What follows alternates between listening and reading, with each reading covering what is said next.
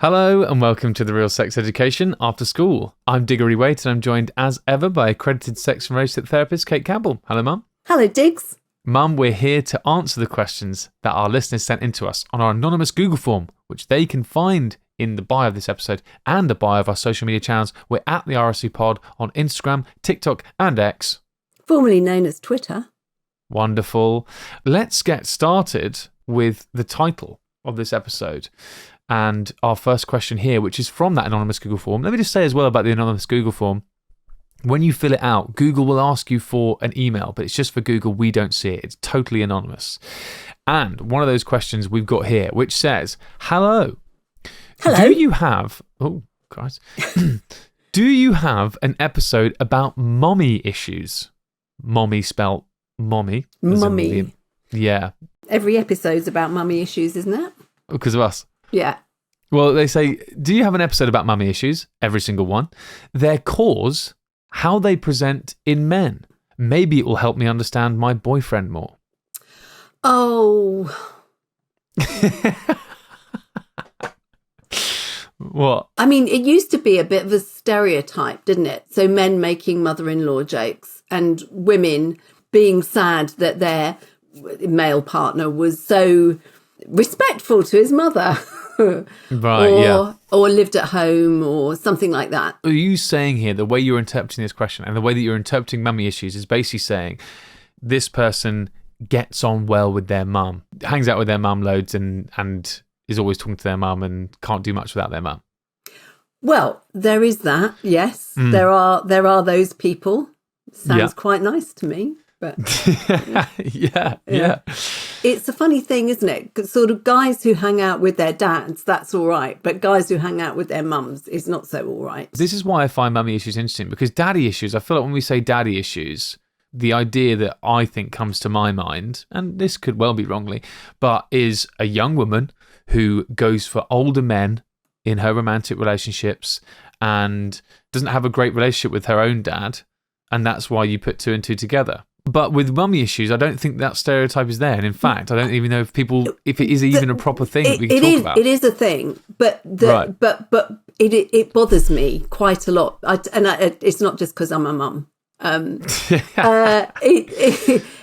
thing is that I think with daddy issues, people often have missing fathers. So there's very obvious sort of searching for, the male figure. Yeah. And I think a lot of men have daddy issues as well. The mummy issues thing is much more, in lots of ways, much more pejorative. It's much more about having an overbearing mother, an abusive mother, somebody who's done you wrong. And so in some way you're looking to put that right. And I mean, it could be that you're just super, super close, overly close, inappropriately close.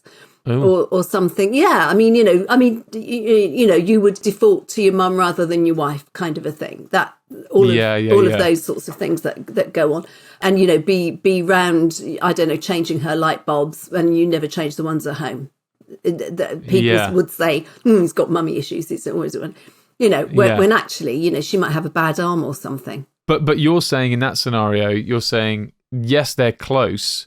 But maybe that's not because they're close. Maybe it's because the child in that scenario is trying to win the favour of the mummy. Well, some mummies do make their children do parentify, what's called parentifying your child, make their child feel responsible for their mood and for their welfare, and so they feel unnaturally close. Whoa. Which way round is that? You're saying that the parent parentifies the child. Oh, yeah. I mean, mummy issues are not caused by the child. Fascinating. Okay. It's the behaviour of the So it's a role parents. Reversal. The parent then... Well, in both cases, with daddy issues as well, it's the absence of the dad that makes the child search for the dad and want somebody to replace the dad, if you see what I mean. But then in that scenario, they're still the child. But in this scenario, what you're talking about is the mummy goes, I am not a mummy no more. Mummy needs mummying herself. And mummy is going to be mummied by Sonny. Yeah, but it's unconscious. And it's more about somebody, I mean, maybe they have daddy issues. Maybe mummy has daddy issues and is missing or her own mummy issues and is missing being looked after in some way. When you're missing out on anything from childhood, you go searching for it. And then you get these very sort of popular kind of labels like mummy issues, daddy issues. But actually what you're looking for is what you didn't have. But what is a particularly troubling one is when children are treated as though they need to look after the parents. And so they have to be on their mettle, keeping an eye on the parents' moods in case they're in trouble for not meeting their needs. Yeah. And then they may often grow up being very close to the parent and feeling that need and guilt about not meeting the needs. And that's presumably what's being talked about here. It's very different from having a parent who lives around the corner and popping around to take the bins out or mow the lawn or something. Yeah, this is like every day I go to work, I need to make sure I pop by my mum's to make sure if she needs anything done, or at the drop of the hat. It's not even that you feel the need to check in on somebody, because people will do that with sisters and brothers as well, and they'll do it. They might grandparents, they might do it with anybody if they feel concerned about someone. But it's more that it's not about feeling concerned. It's feeling that something bad will happen if you don't do it. There'll be repercussions. And that the parent might well be angry. And also, there are things that go with this, like the silent treatment. Is, if you don't do the thing that the parent wants you to do, then they won't talk to you. And you have to go and grovel and apologise and make up for it, that sort of thing. That's the kind of thing that's sort of fairly toxic.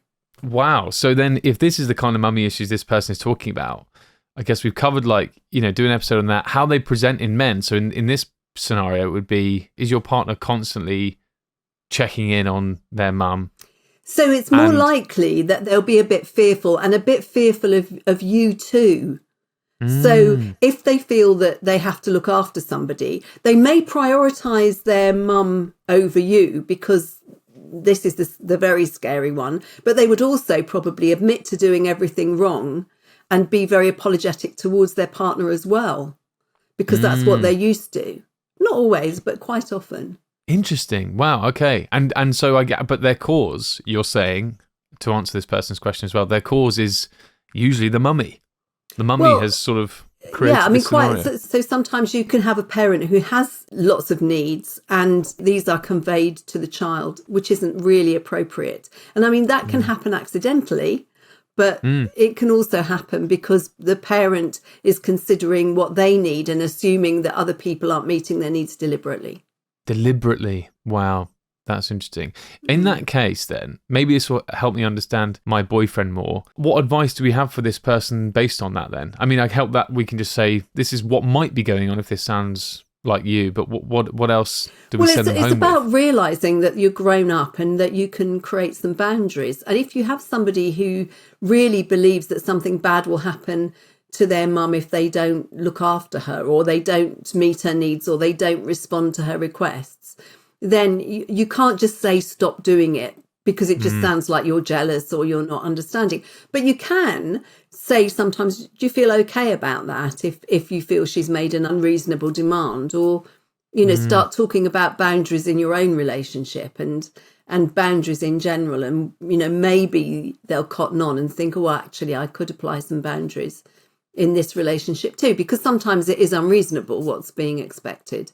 And if it's been allowed to build up over time, and I mean, it happens in families to some extent or another, in a lot of families, and it's not always mummy. There's sometimes somebody whose needs are always prioritised, and everybody dances around them, and you're not allowed to say, that's not really okay what you just did. And, it's like the person that says, I'm losing at Monopoly and tips the board over. And everybody has to say, oh, God, you've upset your dad. Yeah. But it's that thing of like, don't do that because you'll upset your dad. But then when dad gets upset and dad's just being a complete dick, but it's like, but that's what dad does. And if anyone goes dad, then dad goes, well, you shouldn't have taken Mayfair. Mayfair's mine. Yeah. Yeah, that would be horrible. But, you sometimes get people who are grown up who behave like children. And you sometimes get mothers who may have had a really tough time and not be able to recognise that they're putting too much pressure on their child, or that they're expecting their child to look after them. And it can start really, really early in life. I mean, there are some films of babies of 4, 5, 6 weeks old showing caretaking behaviour already. What? Yeah, so In what way? Well, they kind of... A reassuring pat on the shoulder? Well, no. But if their mother seems to be getting upset with them for not interacting, then they will give their mother a big beaming smile and sort of draw her back in. To win them back. And then carry on ignoring them. Would that just be... enough to keep them on board. Is that not... In some ways, if that's all they've known... a nurturing mother, would they not just be displaying that back to the nurturing mother because that's what they see? If the mother was nurturing, then they wouldn't need to do that. Then they would be interacting with them. But it's when they're not interacting with them because that's not what they're used to. But the mother expects them to interact with them when they want them to, and then they realise, she requires something from me, so they give it then. But it's not a natural, normal kind of to and fro. Let me just ask you this though, because there are some people that think daddy issues is, and this is very different. So let's park the actual mummy chat. With that, we've left that behind. I think there's some great stuff in there. See ya. So see ya. Pop them in the car. Off Driving they go away. to the old people's home. So, sorry. So that's done. That's squared away. We're now going to talk about sex. Because some people will see the word daddy issues and they think daddy issues equals someone who likes talking about, daddy in the bedroom, that sort of stuff. There are people who talk about mummy in the bedroom. Now, this is straight couples, lesbian couples, sure, even some gay couples talk about that. Now, that is a separate thing, but let's say, for argument's sake, that that's what this person is talking about. Is there any more to say on that about its cause and how does it present in people other than it's another short form way of saying you're in charge in the same way as daddy, just being like, you're the dominant one in this particular sexual scenario. That's really as far as this goes. Well, we're now straying into Oedipus complex areas, aren't we? Now, who's that and what is that? So Oedipus is Greek, right? Sounds about right, yeah. Oedipus, didn't he accidentally murder his father and marry his mother? Yeah. So Freud, who was absolutely obsessed with sex.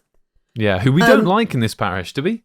What do we think of Freud? Well, no, because where would we be without Freud? The forefather of psychoanalysis. So you're right, we wouldn't be anywhere without him, I guess.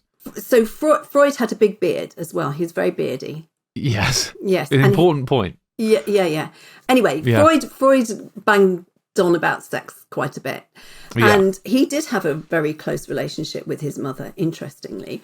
And he said that children go through a phase where boys want to marry their mother and murder their father.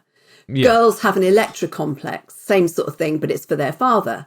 That's in straight relationships. But actually, if you're a single parent, you will want to marry the sex of parent you've got. So boys would, want to marry their father if they had a dad and no mum, and girls would want to. And this holds true across cultures. Interestingly, the only thing is that you get it early in life. Yeah. And you get your little Oedipus thing, where quite often you'll see kids saying, "I want mummy to give me a boiled egg. Go away, daddy," or the other way around. They'll attach to one parent, and then they kind of go through that again when they're sort of just before puberty. They'll do it. They quite often do that again. But in some cultures, they do it the other way around, and it's the parents that find it difficult to unattach from the children. And it's right. And so just before puberty, they'll become very attached to their children and want to spend a lot of time with them and be very upset as they start to individuate and go off on their own. Yes. So it can work the other way around as well in some cultures. But the early attachment thing, that's across the board, around the world. And how does Sigmund Freud or anyone else doing these things, what sort of stuff do they do to analyse children and go, they definitely want to shag their mum? Well, he was using it as a metaphor because he also used to talk about boys having fantasies of dads having a giant phallus and sort of beating them in a battle. That you could imagine their penises fighting away. So, which is absolutely ludicrous, obviously. Yeah. So he did a lot of opium, didn't he? He did, yeah. Yeah. I didn't like to mention that. I just said he had a beard. I thought saying he had a beard would make him sound enough of a hippie, to... Wow. Yeah. to give the impression. Yeah, and a hipster. Yeah. I said he was beardy, So. Yeah. So it's supposed to be a metaphor, and we're supposed to get the idea that people will attach to one parent. I mean, kids will often say, oh, I want to marry you. They'll say it to their teacher. They'll say it to their friend. They'll say it to their mum. They'll say it. And, if you say, well, mummy's already married to daddy, they'll say, no, you've got to marry me. Because they know it means that you're very close and they want to stake their claim on their attachment figure, which is completely understandable and a lot more benign than the very sexualized kind of way of thinking of it. Okay, but how then does that link to what we were talking about just now, where people say mummy in the bedroom? People say daddy in the bedroom. Because Freud started all that off, I think, and it's kind of that, oh, well, if something's really amazing, you go, mummy, that kind of... Yeah. Except that's really embarrassing, so don't. Don't do that, yeah. But there is that, mummy and daddy, the ultimate. So if you're calling that out, then, this is really amazing, because that's your primary attachments. That's the really important people in your life. So if you're using that in an intimate situation, you're saying, this is really, really important. Okay. Yeah. I mean, he has a lot to, because we were talking the other day, weren't we, about how he popularized the idea that a female orgasm through vaginal intercourse is a quote-unquote mature orgasm. So he's got a lot to answer for, basically, and starting this whole mummy and daddy thing, for God's sake. Yeah, he has got a lot to answer for. But he's very, very interesting. And also, you have to think of it in terms of the culture. I mean, around the time that he was around, he recognised a lot of sexual abuse in clients of his or patients of his who were what he would call hysterical or neurotic or whatever. But the society at the time wouldn't accept that these respectable people were abusing their partners or their children or whoever. And so he was kind of coerced into sort of saying, oh, well, they're fantasizing about those things. So women were pathologized. I mean, this is the reason to get really fuming, because women were pathologized when they actually had been abused. They were pathologized as imagining, abuse that actually did happen. We think. Interesting. Maybe we should do a deeper dive into him one day. A deeper dive into Freud. Somebody's going to come and say, how dare you say this about Freud? Yeah, well, let them come. I mean, I am a fan. I'm not a non... You are a big fan. When I was a kid, if I had my little toes out, you'd draw Sigmund Freud on my big toe. I did used to draw Freud on your toes. You did. I did. Honestly, going to the beach would be a nightmare, because obviously my toes were out. Mum obviously had her pen out because you were doing a crossword or you were doing, something like that. Oh, yeah. And then I'd be sat there having my very sandy sandwiches by this point, because I've rubbed them in a sandcastle I'd made. And then you would find a good moment to start drawing Sigmund Freud. No, I loved Sigmund Freud on my big toe. Didn't have a clue in hell who it was, though. I thought Sigmund Freud was a character from Sesame Street. I thought he was one of the guys. Have you seen the oh my God, have you seen the Freudian slippers sold by the Freud Museum? I bought a pair for Gully for his Christmas once. Freud is they're slippers that look like Freud. They've got his little face on. They're lovely. Yes. They're really lovely. They're great. Yeah. Tell people what a Freudian slip is, just in case they don't know. When you say something that you didn't mean to say, but that is really, really appropriate. Like if you were saying, for instance, yes. So, go on. Well, were you going to think of the same example? I don't know. Now I'm intrigued. It's that. Well, maybe Freudian slip, kind of what we're talking about here, when you accidentally call your teacher mum. That was exactly what I was going to say. Something like that. There you go. We are so on the same wavelength. Oh, simpatico. Dear. Exactly. I know that. Oh, that is a bit spooky. But yeah, so something like that, where you make a mistake and you say the very thing you didn't mean to say. Yeah, but deep down in your Freudian subconscious, that is exactly what you were thinking. All right, let's have a little break, have some more questions and more right after this.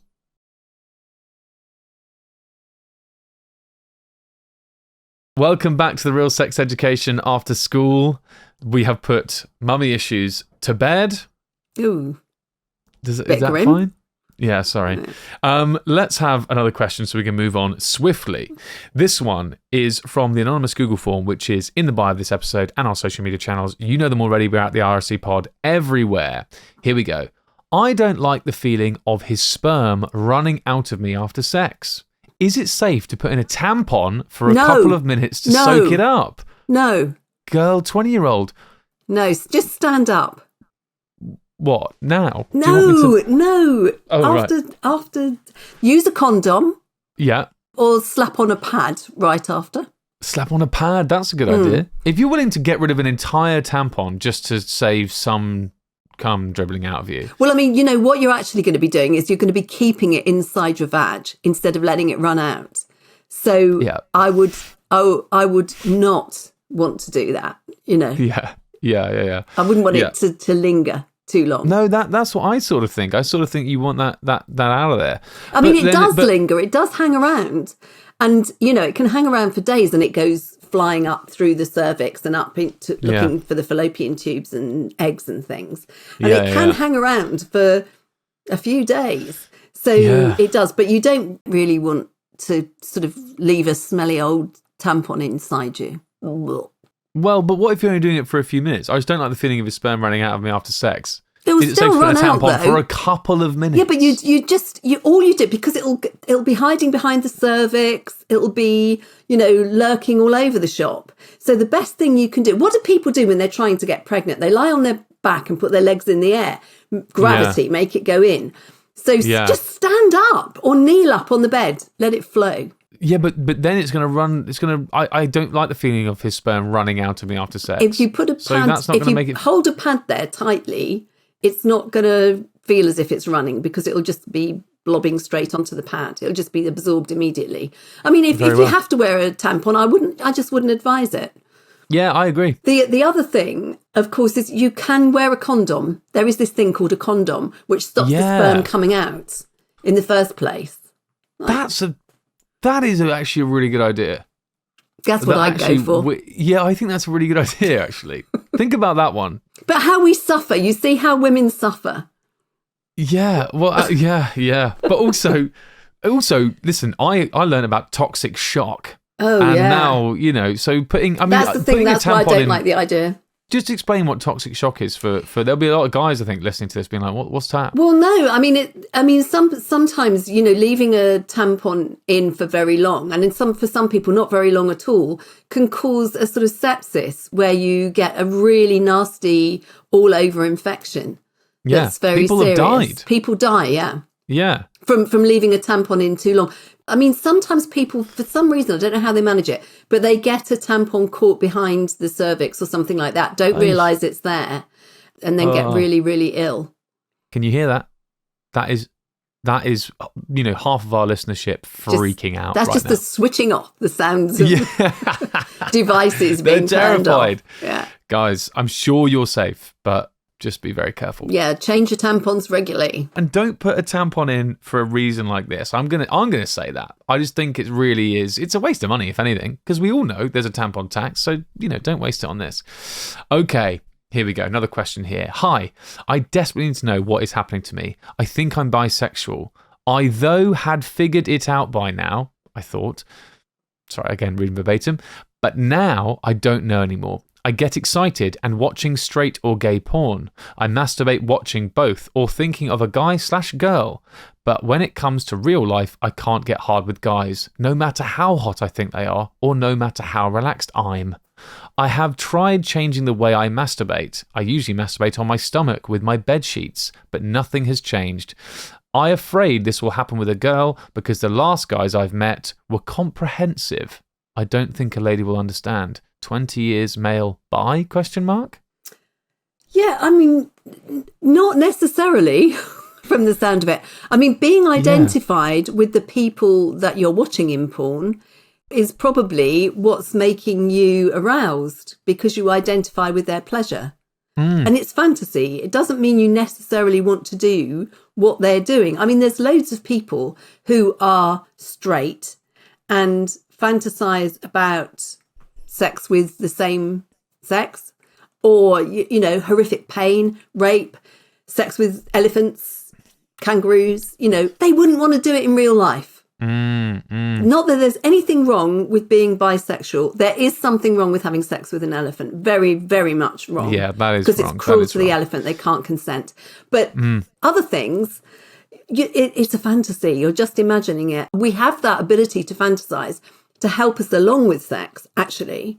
There are some theories that that's why women are more likely to empathize with people having gay sex, male or female or anything else. Yeah.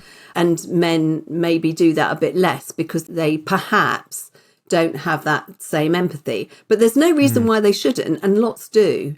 And so none of this says anything about your sexuality at all. Yeah, you could well still be bi. I'd sort of feel you could like... be, or gay. But what I mean is, I sort of feel like what you're romantically and sexually attracted to, for me, is how I would feel about... So if I was in your case, I probably would think I'm bi. If I'm getting to this scenario where I'm masturbating over guys and girls, I'm attracted to guys and girls when I'm out and about, I'm flirting with them, I'm getting with them, I'm getting into a scenario where I'm about to or having sex with them, for me personally, I would say I am bi. Just because I couldn't get hard, despite the fact that I was turned on in the moment, wouldn't change my own understanding of my sexual identity. That's very true, because it might well be that the situation causes you anxiety and that's why you're not getting your erection. Exactly. It may be because you want it so much that you're not getting your erection. But I think you need more relaxed sexual experiences where you can experiment and find out what you do like. Because there are also, you don't have to be bi or straight either to like what you like. I mean, there are an awful lot of straight men who have sex with men and don't identify as bisexual or gay. They are just men who have sex with men, because that is just a sexual interest. It is not a romantic or prevailing erotic. It's not erotic. It's just something that they do. Similarly with straight women who watch gay porn, straight women who get with other women, that sort of stuff. But again, there's no reason why straight women shouldn't have sex with other women and still identify as straight, because that's what they do. You just hear more about men doing that. It's just talked about more, I think. Okay, great. Let's have one final question. Here we go. I've been seeing a girl recently and found out she has genital herpes. Nothing has happened yet, but we've talked about it a bit. I'm really just not sure what to do. Or I guess what I can do. Is there anything that I can do to reduce the risk to myself, or generally things that I should know before making any decisions? 21, male, from the US. It's difficult with herpes because it can lie dormant for a long time. So you may already have herpes and not know. Yeah, it can be symptomless. Yeah, and sometimes people with symptomless herpes give it to somebody else, and that person then develops herpes. You accuse them of sleeping around, and it's actually you who's given them the herpes. That I've known that to happen with people a few times. Yeah. But the problem when herpes is active is that it is shedding all over the genital area, so around the pubic area, all over.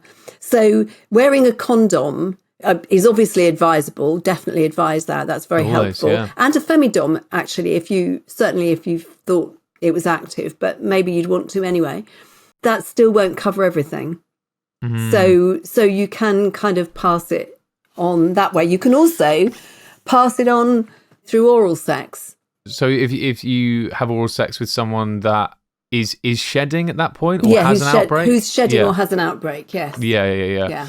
You know, what's interesting about herpes as well is that because it, for so many people, is symptomless, and I believe for so many people is harmless, for a lot of people, and so many people have it. It is genuine. The results, particularly funny enough, in America, a lot of these studies are done in America, and some of them range from 50% of adults to 80% of adults have it. And it's a really interesting thing because it's so contagious, and because it's symptomless and all that sort of stuff, it's so hard to stop. Well, it's not so hard to find. It's not always symptomless. No, of course. If you have an outbreak, it's really unpleasant. The first outbreak is usually the worst, and people don't, or unless they're immunocompromised in some way, people don't usually have as bad an outbreak as they do the first time again. But the first one can be just awful. And if you're pregnant, you're more likely to have an outbreak. And then there is the fear of infecting the baby as well. So that's as it's born. So that's a difficult one. Yeah, But what I would, I mean, I'm just sort of saying it to say, like the example that you gave, where someone has herpes, doesn't know they have it, give it to someone else, they get it, and then they go, oh, you've been sleeping around. This is what I mean. It's so hard to work out what's going on here. It's really, herpes is a really interesting one in that sense. So all I guess we can say is, keep wearing a condom, keep being safe. You can say more than that. You can say talk to your girlfriend about it. And, find out what she thinks. But, I mean, she's told you. I mean, that she's not keeping this a secret. Yeah, so, which I think is good. Yeah, absolutely, of course. Because this is consensual. If you have sex with her, it's because you want to do it. I mean, I would say it's sensible to wear a condom. And, and to be as careful as you can. But, I mean, she will probably know when she's likely to be having an outbreak, because you get a sort of tingling beforehand. So she will probably know the pattern of outbreaks, what's more likely to make her have one, when she feels stressed. Even if she's not having an outbreak, maybe she'd be shedding. So just be a bit more careful. There are dating groups for people who have herpes, who want to date other people with herpes if it really bothers you a lot. But yeah, I mean, just take precautions. Absolutely. But I mean, I just want to say for people out there who, because you might be listening to this and be freaking out, because it can be really bad news, but it's so common, and that they don't even really test you for it for a lot of cases, because they're just like, what's the point? Because it's almost in a lot of places, it's going to lie dormant, and also in lots of cases they think, because they think it's going to be symptomless, lie dormant, and be harmless. And they, what? In a lot of places in America, they assume you've already got it. But if you do have an outbreak, definitely go and get it looked at. Because, 100%, absolutely, yeah. Because you get little tiny red bumps that then turn into blisters, and it's like having chicken pox. Yeah. Very, very unpleasant. Not pleasant. And and then they can break and weep and get infected, and you do not want that. Yeah. But I think that's really good advice about talking to your partner, working out what their level of outbreak is, if they have outbreak, or somehow they just know that they've got it, but they're symptomless. They probably know their cycles really, really well, and what's likely to happen and what isn't. And I mean, some people have one outbreak, never have another one. Yeah, there you go. It's a really, really fascinating one, that one, and does offer up loads of moral conundrums and ethical stuff, and I've read so much online about it, but maybe that's a conversation for another day and a deeper dive, and that is one to look forward to. So do subscribe. Oh God. Do follow. What? You can look forward to that. I think we should definitely do an episode on that. A deep dive into herpes. Yeah, lovely. Exactly. That's the title. We've workshopped that really quickly. Herpes. That's brilliant. Yeah, that sounds great. Perfect. Wonderful. Thank you so much for joining us, everyone. Keep those questions coming in. As I say, the anonymous Google form in the bio of this episode and our social media channels. We love them. We're going to answer them all. Thank you so much for them, and we will see you next time on Monday for some more real sex education. Bye.